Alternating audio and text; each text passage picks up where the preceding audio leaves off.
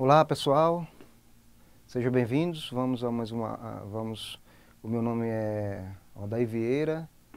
Neste período vou trabalhar com vocês com a componente estatística, combinatória e probabilidade, certo? Pretendo nesse semestre passar um pouco dessa componente curricular e espero que nós tenhamos bastante proveito. Peço também a vocês que vocês não fiquem apenas apegados a esses vídeos que nós vamos produzir, certo? Pega o material didático, os livros, na internet está cheio de literaturas voltadas ao tema, que vocês podem pegar outras teleaulas, vocês podem ficar à vontade, certo? E tenham bastante proveito nessa componente, tá bom? Então vamos lá, né? Vamos iniciar com análise combinatória, né? Porque nós precisamos de algumas ferramentas para construir a teoria do nosso curso. Então, para isso, vamos começar com a análise combinatória, né? A análise combinatória é um ramo da matemática onde se desenvolve métodos para fazer a contagem de modo eficiente do número de elementos de um conjunto, associada à probabilidade e à estatística. A análise combinatória constitui um poderoso instrumento de antecipação de resultados nos campos industrial, comercial, científico ou governamental. Vamos partir agora para o princípio da contagem, né? Os problemas de contagem são rotineiros no nosso cotidiano. São frequentes, por exemplo, quando imaginamos nas possibilidades de combinação de roupas, de planejamento de pratos, em cardápios ou de combinações de números em um jogo de loteria. Para prosseguirmos, precisamos de alguns conceitos. O primeiro deles vai ser fatorial. Vários problemas de análise combinatória devem ser resolvidos com uma multiplicação dos números naturais consecutivos. Como, por exemplo, 1 vezes 2 vezes 3 vezes 4, ou 6 vezes 5 vezes 4 vezes 3 vezes 2 vezes 1. É bom notar que, como o próprio conceito diz, vamos trabalhar com números naturais, ou seja, não tem sentido eu pegar outro elemento a não ser natural. Por exemplo, eu não posso pegar o fatorial de meio, não tem a mínima possibilidade. Qual o fatorial de 3 quartos, não tem a mínima possibilidade. De menos 3, e assim por diante. Por definição, é sempre um número natural, certo? A partir dele, certo? Que vamos representar sempre com esse fatorial com exclamação, que você vê lá do português, certo? E qual é o formato? É sempre escrevendo de forma decrescente desse número natural dado, por exemplo, n vezes n menos 1, n menos 2, até 2 vezes 1, até finalizar com 1. Tudo bem? Por isso que é a importância de nós termos, por definição, seu número natural. Ok? Qual é a sua definição formal? A sua definição formal é a seguinte: dado o número natural n, onde esse n tem que ser maior que 1, define-se n fatorial ou fatorial de n, indicado por n fatorial, como sendo o produto dos n números naturais consecutivos escritos desde n até 1. Ou seja, como eu falei antes, sempre esse número é trabalhado de ordem decrescente, é um produtório sempre de ordem decrescente. Por exemplo, 3 fatorial, como é que se escreve? Como é que se trabalha com esse elemento?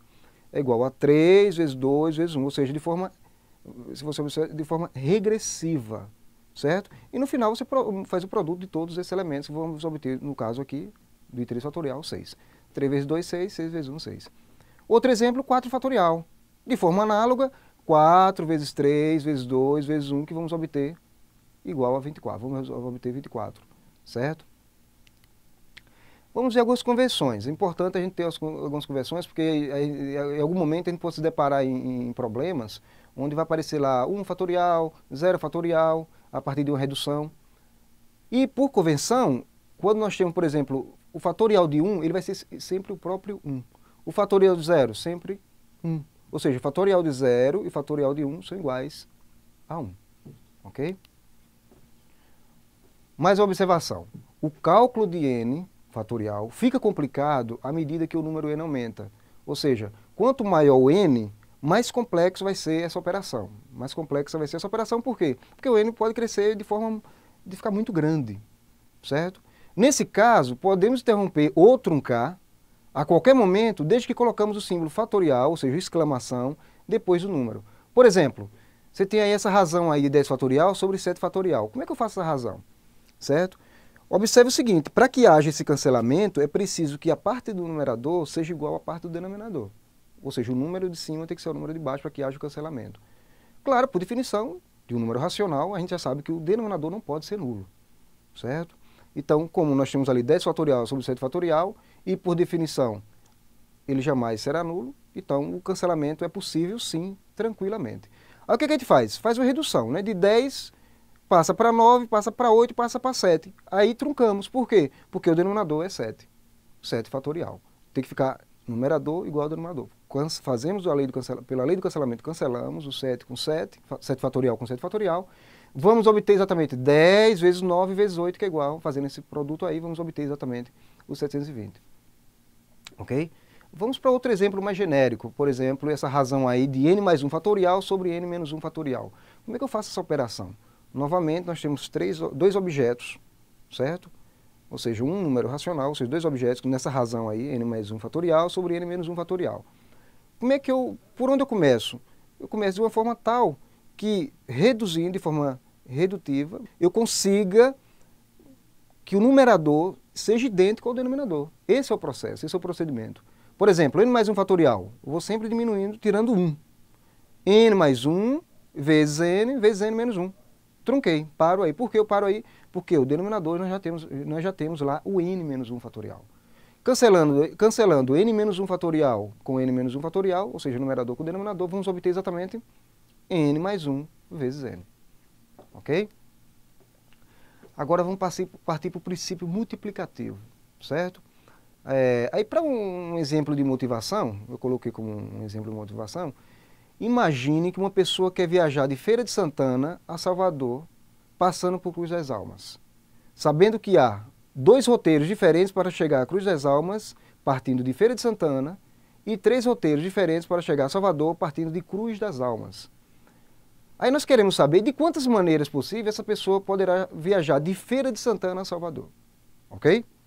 Repetindo, eu estou em Feira de Santana, quero me deslocar para Salvador. Mas por algum motivo eu tenho que passar por Cruz das Almas, certo? Quantas possibilidades eu tenho para ir de Feira de Santana para Cruz das Almas? 2 possibilidades. Resolvido meus problemas aí em Cruz das Almas, quantas possibilidades eu tenho para sair de Cruz das Almas para Salvador? Ok? 3 possibilidades. Agora minha pergunta é a seguinte, então quantas possibilidades eu tenho saindo de Feira de Santana, passando por Cruz das Almas e chegando a Salvador, certo? Aí para ajudar nessa motivação aí eu fiz coloquei um pequeno desenho, certo?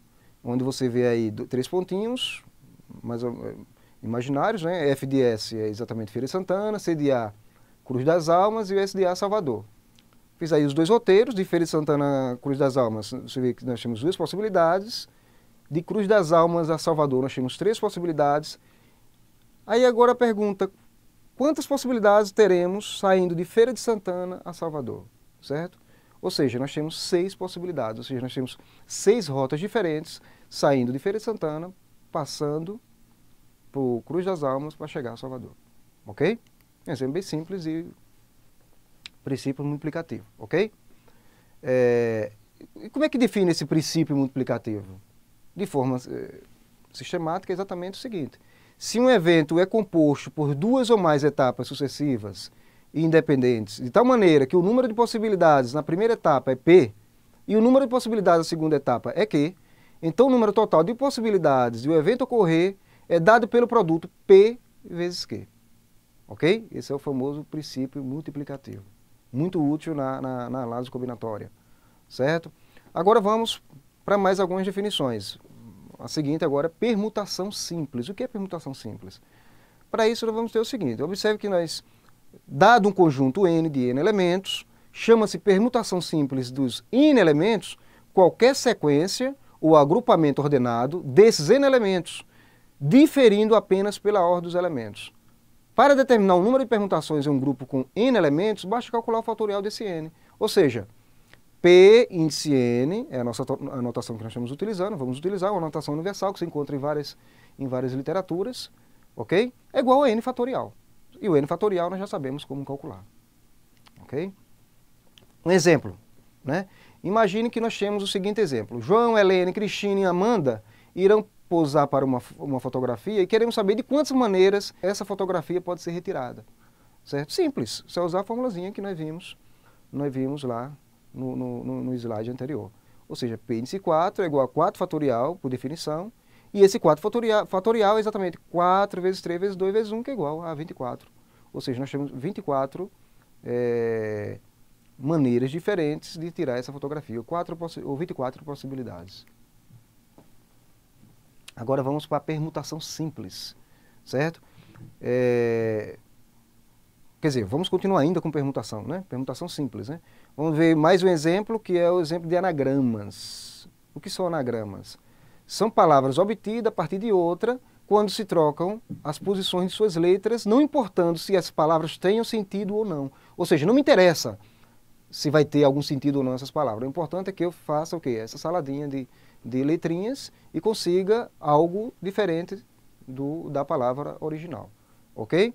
Aí, para a gente ver como funciona isso, aí peguei a palavra livro. Observe que em livro há 5 letras não repetidas. Sendo assim, como é que eu calculo quantos anagramas eu posso obter dessa palavra livro? Simplesmente, como não há nenhuma letrinha repetida, simplesmente eu uso a formulazinha lá de permutação simples. Ou seja, P de 5 é igual, P índice 5 é igual a 5 fatorial, que é exatamente 5 vezes 4, vezes 3, vezes 2, vezes 1, que vamos obter exatamente 120 anagramas. Ou seja, 120 possibilidades de eu formar palavrinhas com essa palavra livro, ok? Como eu falei antes, sem a gente se preocupar se terá ou não sentido essas novas palavras, ok? Permutação com repetição, né? Nós vimos permutação simples, agora vamos trabalhar com permutação com repetição, né? Para os cálculos de permutação de n elementos, dos quais k são repetidos, utilizaremos a seguinte fórmula, onde n é o número total de elementos a ser permutados e n1, n2, nk, os elementos repetidos, certo? Aí nós temos aí a formulazinha, P elevado a n1, n2, n3, nk, né? É igual exatamente a razão entre o total, o número total que é o n fatorial, sobre exatamente esses expoentes n1 fatorial vezes n2 fatorial vezes nk fatorial. Ou seja, se vocês observarem, nós pegamos aqueles expoentes lá, calculamos o seu fatorial de cada elemento dele e depois fazemos o produto, ok? Por exemplo, imagine o seguinte, quantos anagramas podem ser formados com a palavra banana? Lá em permutação, no caso anterior, em permutação simples, nós tínhamos uma palavra cujas letrinhas não se repetiam, ok? Que era a palavra livro. Agora nós temos uma palavra onde aparecem letras repetidas. Por exemplo, na palavra banana, observe que nós temos um B, 3 As e 2 Ns, certo? Nesse caso, usamos exatamente a formulazinha que acabamos de ver, que é P, olhar o índice lá, o expoente, 1, 3, 2. Esse 1 representa a quantidade de B, esse 3 representa a quantidade de As, e o 2 representa a quantidade de N. Simplesmente substitui lá na formulazinha, que vamos obter exatamente essa razão. 6 fatorial sobre 1 fatorial, sobre 3 fatorial, sobre 2 fatorial. Ok? Como a gente já sabe como trabalhar com esse tipo de problema, certo? Truncando o maior elemento pelo maior mais próximo, que no caso ali é o 3, né? Porque nós temos 1 fatorial, 3 fatorial e 2 fatorial. Quem é o maior deles de baixo? É o 3 fatorial. Então você faz o seguinte, a gente vai ter que reduzir o 6 de forma tal que ele chegue no máximo até o 3 fatorial, que é exatamente o que está acontecendo. Ou seja, de forma regressiva nós temos 6 vezes 5 vezes 4 vezes 3 fatorial. Por que paramos aí? Porque lá embaixo nós temos 3 fatorial. Professor, mas se eu quiser desenvolver todos, eu posso? Sim, sem nenhum problema. Mas observe o seguinte, nesse caso, não teria nenhum problema. Por quê? Porque ambos os elementos são pequenos. Agora imagine se eu tivesse um fatorial, por exemplo, de 1 bilhão sobre 999 milhões, certo? Você não vai trabalhar com um número tão gigantesco assim, fica assim, desconfortável para nós, né? Não vale a pena tanto trabalho para uma coisa que você pode simplificar de uma forma bem mais tranquila, certo? Ou seja, nesse caso aí nós temos 6 vezes 5 vezes 4 vezes 3 fatorial sobre 3 fatorial. Observe que 1 fatorial, o próprio 1, que nós já vimos isso lá por convenção, lá nos inícios dos slides, certo? Aí sobra pra gente quem? 2 fatorial. Quem é 2 fatorial? Com um elemento bem pequeno de trabalhar e a gente trabalha tranquilamente. 2 vezes 1. Cancelando 3 fatorial com 3 fatorial, vamos obter exatamente 6 vezes 5 vezes 4 sobre 2 vezes 1, que é 2. Fazendo esse produto aí, vamos obter 6 vezes 5, 30, 120 por 2, 60, que é o resultado que nós temos aí. Ou seja, vamos obter da palavra banana quantos anagramas? 60 anagramas. Ok? Bom, continuando ainda com o arranjo simples, né? São agrupamentos em que se considera a ordem dos elementos, ou seja, qualquer mudança na ordem dos elementos altera o agrupamento. Neste sentido, dado um conjunto de N elementos distintos, chama-se arranjo dos N elementos tomados de P a P, com esse N sempre considerando, tem que ter sempre essa condição, o N tem que ser sempre maior ou igual que o P, a qualquer sequência ordenada de P elementos diferentes, ou seja, distintos, certo? Escolhidos entre os inexistentes. Ok? Como é modelado isso matematicamente? Qual é o modelo matemático encontrado disso aí? É exatamente isso que a gente está vendo aí. A em NP é igual a N fatorial, essa razão, né? N fatorial por N menos P fatorial, entre parênteses. Ok? Um exemplo. Um número de telefone é formado por 8 algarismos. Determine quantos números de telefone podemos formar com algarismos diferentes que comecem com 2 e terminem com 8. Ok? Ou seja, eu quero saber, é comum isso para telefones residenciais. Já os telefones celulares, nós já sabemos que eles têm, no geral, 9 algarismos, mas os residenciais hoje ainda são com 8 algarismos. É mais ou menos para esse tipo de exemplo, de problema. Ok? Aí, para resolver esse problema, vamos considerar o seguinte diagrama. Ok? Eu peguei um diagramazinho aí, uma janelinha aí com 8, com 1, 2, 3, 4, 5, 6, 7, 8 possibilidades.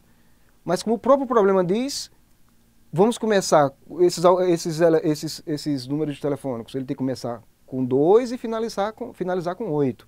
Certo? Seguindo exatamente esse procedimento, observe que o número 2 deve ser fixado na primeira posição e o 8 na última. Restaram quantas possibilidades ou posições? 6 posições para nós. E 8 algarismos, pois eles precisam ser diferentes. Considerando que a ordem dos algarismos diferencia 2 números de telefone, vamos arranjar 8 algarismos 6 a 6. Sendo assim, simplesmente a gente pega esses dados que nós temos o problema e joga lá na formulazinha de arranjo simples, que é exatamente A, índice 8,6 lá, né? E essa razão aí, 8 fatorial sobre 8 menos 6 fatorial. Fazendo essa operação aí, 8 fatorial sobre 2 fatorial. Trabalhando agora com o produto de forma regressiva, com o maior, pegamos sempre o maior reduzindo para o menor, certo? Vamos obter aí a razão entre 8 vezes 7 vezes 6 vezes 5 vezes 4 vezes 3 vezes 2 fatorial, truncamos aí porque embaixo é 2 fatorial, certo? Fazendo o cancelamento de 2 fatorial com 2 fatorial, fazendo aquele produto, vamos obter exatamente 20.160 possibilidades de linhas telefônicas com 8 algarismos, nos quais, começando com 2 e finalizando com 8. Ok? Bom, vamos ver algumas observações, né? Quais são elas? Primeira, os elementos dos arranjos diferem pela ordem. Em geral, usamos arranjo nos problemas que envolvem senhas, formação de números, grupo de pessoas com cargos, placas, número de telefone e assim por diante. Certo? A permutação é um caso particular do arranjo. Certo? Ou seja, assim qualquer problema que envolva permutações ou arranjo simples pode ser resolvido diretamente pelo princípio multiplicativo. Combinações simples são agrupamentos em que não se considera a ordem dos elementos. Isto é, mudanças na ordem dos elementos não alteram o agrupamento. Por exemplo, ao formar conjuntos de números naturais de 3 algarismos distintos, escolhido entre os algarismos 1, 4, 5, 7 e 9, estaremos combinando esses 5 algarismos 3 a 3. Aí veja essa ordem, por exemplo, aí. Observe que o conjunto 4, 7 e 9 é igual ao conjunto 9, 7 e 4. Isso vocês viram desde lá da educação básica, certo? Que a ordem desses elementos aí não altera exatamente o seu conjunto, certo? Você pode fazer outras manipulações e obter o mesmo conjunto, isso se vocês repetirem os mesmos elementos dentro do conjunto, ok? Isso aí é para combinações simples, certo? Note que a ordem dos algarismos mudou, mas o conjunto é o mesmo, ou seja, os elementos não diferem pela ordem. Sendo assim, dado o conjunto A com n elementos distintos, chama-se combinação dos n elementos de A tomados por AP a qualquer subconjunto de A formado por P elementos. Aí nós temos a formulazinha aí, que é C de combinação, N PAP, né? Cn,P, que lê-se combinação N PAP, que é exatamente a razão entre n fatorial sobre n menos p fatorial, isso tudo junto, vezes, ela é um produto, não tem o sinal, mas a gente já tem esse discernimento, que ela é exatamente um produto de p com p fatorial, certo? Essa é a formulazinha que nós temos, né? Em geral, usamos combinação nos problemas envolvendo conjuntos, figuras planas, grupos de pessoas sem cargos e loterias, certo? Cuidado! Não confunda quando usar permutação, o arranjo ou combinação. Vamos ver 3 exemplos onde ele resume toda essa, assim, deixa claro essa dúvida. Professor, quando é que eu uso permutação? Professor, quando é que eu uso o arranjo, quando é que eu uso a combinação?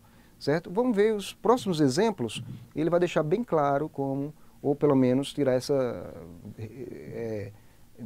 reduzir essa dúvida, de que forma eu pego uma técnica da permutação, do arranjo ou da combinação. Como exemplo, vamos considerar o conjunto das vogais, ou seja, A, E, I, O, U. Ok? Considerando o conjunto das vogais A, E, O, U, aí primeiro exemplo, imagine esse exemplo aqui. De quantas maneiras podemos alinhar as 5 vogais? Aí eu tenho algumas possibilidades. A, E, I, O, U, ou A, I, E, U, O, ou O, A, I, E, U. Se vocês observarem, nós estamos formando aí o quê? Com essas 5 vogais? Anagramas, certo? Você observa que eu não estou preocupado que se vai formar alguma palavra com sentido ou não, isso não me interessa. O que me interessa é exatamente fazer o quê? Eu fazer essa manipulação, ok? Observe que estamos trabalhando com todos os elementos do grupo, ou seja, formando outras configurações a partir da troca de posições dos elementos. Nesse caso, usamos a permutação. Ó, quando é que usamos a permutação? Observe esse exemplo, que ele é bem simples e claro, né, bem objetivo. Ok? Segundo, vamos continuar ainda com as vogais, com as mesmas vogais, ou seja, A, E e O, U, mas vamos partir para uma outra configuração, né? Que é o exemplo 2. Quantos subconjuntos de 3 vogais distintas podemos formar? Já mudou, ok? Lá observe que ele era com anagramas. Agora nós já temos o quê? Conjuntos. Veja as possibilidades. Algumas possibilidades que eu criei. Tem outras possibilidades. Por exemplo, A, E, I, ou A, I, E, ou I, E, A. Temos aí 3 possibilidades. Observe que estamos escolhendo apenas uma parte do grupo de vogais para formar subconjuntos com 3 vogais distintas. E quando permutados dentro do agrupamento, não formam uma nova configuração. Ou seja, os agrupamentos não diferem pela ordem dos elementos do grupo. Nesse caso, usamos a combinação. Ou seja, se vocês pegarem, por exemplo, vamos pegar só apenas o conjunto A, E, I. Se nesse mesmo conjunto eu fizer uma mudança, certo? Como é que está acontecendo, não vai mudar em nada. O conjunto permanece o mesmo. A, E, I, A, I, E, A. São os mesmos conjuntos. Ok? Então, nesse caso aí, é o mesmo conjunto. Nesse caso aí, nós usamos a combinação. Certo? E o 3? O 3 nós temos exatamente quantos anagramas de 3 vogais distintas podemos formar. Veja as possibilidades. Ó, aí são anagramas, né? A, E, I, ou A, I, E, ou I, E, A. Professor, isso é igual ao caso anterior, o número 2, o exemplo 2? Não é igual. Aí agora nós temos anagramas, certo? Lá nós tínhamos conjuntos. Aí nesse caso, observe que estamos escolhendo apenas uma parte do grupo de vogais para formar anagramas com 3 vogais distintas. E quando permutadas dentro do agrupamento, formam uma nova configuração. Ou seja, os agrupamentos diferem pela ordem dos elementos no grupo. Nesse caso, usamos o arranjo. Ok? Ou seja, nós temos aí 3 exemplos que o objetivo é exatamente esse, sanar essa dúvida. Quando é que eu uso permutação, quando é que eu uso combinação, quando é que eu uso arranjo simples. Esses 3 exemplos deixam bem claro como você optar pelo modelo adequado para a resolução do problema. Bem, por hoje é só. Agradeço a sua participação, certo? Quero que vocês vejam esse vídeo. Qualquer dúvida, sugestão, você pode mandar para mim. Todos esses vídeos que a gente vai produzir vai estar lá no AVA e à disposição de vocês, certo? E como eu falei desde o início, não fiquem apenas apegados a esses vídeos, sim o material didático que nós temos também disponível lá para vocês, que estão disponíveis lá para vocês, o material didático. Muito obrigado.